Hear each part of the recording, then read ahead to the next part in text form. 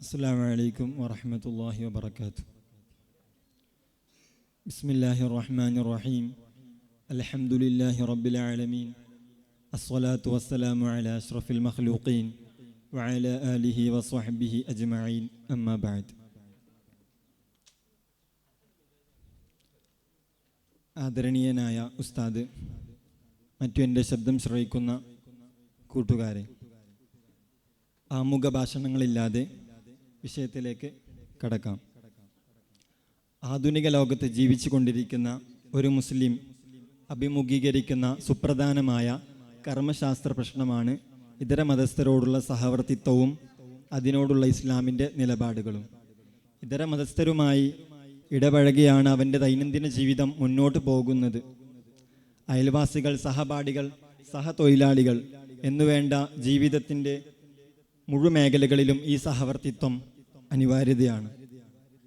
ചില മേഖലകളിൽ അമുസ്ലിം സഹജീവിയുടെ സാന്നിധ്യവും പ്രാധാന്യവും വളരെ ഉയർന്നതായിരിക്കും. ഉദാഹരണമായി അമുസ്ലിം ഡോക്ടർമാർ, അധ്യാപകൻ തുടങ്ങിയവർ. മാത്രമല്ല, കലാലയങ്ങൾ, തൊഴിൽ സ്ഥലങ്ങൾ, അയൽപ്പക്കങ്ങൾ തുടങ്ങിയ മതാതീതമായ സ്വാഭാവിക സ്നേഹബന്ധങ്ങൾ പലപ്പോഴും വിശ്വാസികളെ ഇതര മതസ്ഥരുടെ ആഘോഷങ്ങളിൽ പങ്കുചേരാൻ പ്രേരിപ്പിക്കുന്നു. ഓണം, വിഷു, ക്രിസ്തുമസ് തുടങ്ങിയ ആഘോഷങ്ങൾ പേരിൽ മതാഘോഷങ്ങളാണെങ്കിലും പ്രയോഗത്തിൽ അതത് മത സമൂഹങ്ങളുടെ പരിധികൾക്കപ്പുറത്തേക്ക് വ്യാപിക്കുന്നു എന്നുള്ളത് വസ്തുതയാണ്.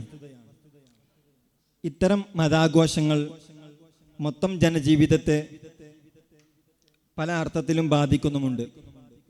ഇത്തരം മതാവകാശങ്ങളെ സാംസ്കാരികം എന്ന പേരിൽ പൊതുസമൂഹത്തിൻ്റെ മേൽ അടിച്ചേൽപ്പിക്കുന്ന പ്രവണതയും ഉണ്ട്. തൻ്റെ വിശ്വാസത്തിൻ്റെ പേരിൽ ആഘോഷങ്ങളിൽ നിന്ന് വിട്ടുനിൽക്കുന്നവർ യാഥാസ്ഥികരായും മതേതര വിരുദ്ധരായും ചിത്രീകരിക്കപ്പെടുന്നു എന്നുള്ളത് വസ്തുതയാണ്. സുഹൃത്തുക്കളെ, ഇതര മതസ്ഥരോട് സൗഹൃദം പുലർത്തേണ്ടത് അനിവാര്യമാണെന്ന കാര്യത്തിൽ തർക്കമില്ല. അത് പ്രോത്സാഹിപ്പിക്കപ്പെടേണ്ടതുമാണ്. പക്ഷേ എന്താണ് മതസൗഹാർദ്ദം എന്നും അതിൻ്റെ പരിധികളും ഇസ്ലാം കൃത്യമായി നിർവചിക്കുന്നുമുണ്ട്. അമുസ്ലിംകൾ അവരുടെ നിലപാടിൻ്റെ അടിസ്ഥാനത്തിൽ പ്രധാനമായും രണ്ട് വിഭാഗമാണെന്ന് ഖുർആൻ സൂചിപ്പിക്കുന്നു. നന്മയിൽ വർത്തിക്കുന്ന വിഭാഗവും ശത്രുതാ മനോഭാവത്തോടെ യുദ്ധം ചെയ്യുന്ന വിഭാഗവും. സൂറത്തുൽ മുംതഹിനയിലൂടെ വിശുദ്ധ ഖുർആൻ പറയുന്നു, മതത്തിൻ്റെ പേരിൽ നിങ്ങളോട് യുദ്ധം ചെയ്തിട്ടില്ലാത്തവരും നിങ്ങളുടെ വസതികളിൽ നിന്ന് ആട്ടിയോടിക്കാത്ത ആളുകളോട് നിങ്ങൾ നന്മയിലും നീതിയിലും വർത്തിക്കുന്നത് അള്ളാഹു വിലക്കുകയില്ല. നിശ്ചയം അള്ളാഹു നീതിനിഷ്ഠയെ ഇഷ്ടപ്പെടുന്നു. ദീനിൻ്റെ പേരിൽ നിങ്ങളോട് യുദ്ധം ചെയ്യുകയും നിങ്ങളെ സ്വഭവനങ്ങളിൽ നിന്ന് ആട്ടിയോടിക്കുകയും അതിൽ പരസ്പരം സഹായിക്കുകയും ചെയ്ത ജനങ്ങളോട് മൈത്രി പുലർത്തുന്നതിൽ നിന്ന് മാത്രമാകുന്നു അള്ളാഹു നിങ്ങളെ വിലക്കുന്നത്. അത്തരക്കാരോട് മൈത്രി പുലർത്തുന്നവർ അതിക്രമകാരികൾ തന്നെയാകുന്നു. ശത്രുവിനോടുള്ള സഹവർത്തിത്വം മനുഷ്യബുദ്ധി തന്നെ അംഗീകരിക്കില്ല. ശത്രുക്കളല്ലാത്തവരോട് സൗഹൃദം വേണമെന്നതിൽ സംശയവുമില്ല. അവരുടെ സുഖവിവരങ്ങൾ അന്വേഷിക്കുക, രോഗാവസ്ഥയിൽ സന്ദർശിക്കുക, പ്രയാസഘട്ടത്തിൽ സാമ്പത്തികമായും ശാരീരികമായും സഹായിക്കുക തുടങ്ങിയ മാനുഷികമായ എല്ലാ ബന്ധങ്ങളും അവരുമായി പുലർത്തേണ്ടതുണ്ട്.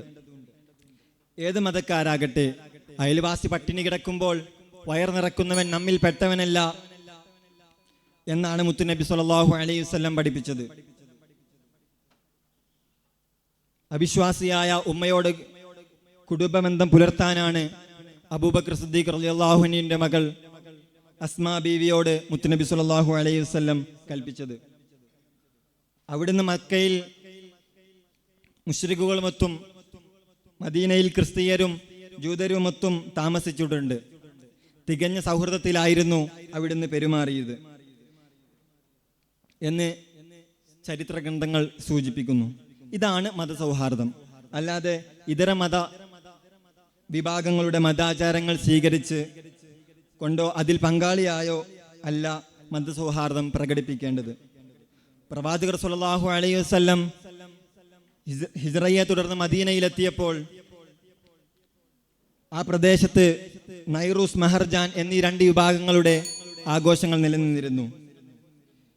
ഇതിനെക്കുറിച്ച് ചോദിച്ചറിഞ്ഞ ശേഷം നബി സല്ലല്ലാഹു അലൈഹി വസല്ലം അനുയായികളോട്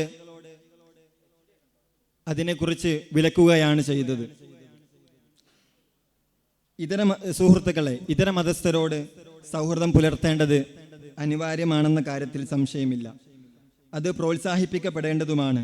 പക്ഷെ എന്താണ് മതസൗഹാർദ്ദം എന്നും അതിൻ്റെ പരിധികളും ഇസ്ലാം കൃത്യമായി നിഷ്കർഷിക്കുന്നു. ഇത്രയും പറഞ്ഞ് വാക്കുകൾക്ക് വിടാം. അസ്സലാമു അലൈക്കും.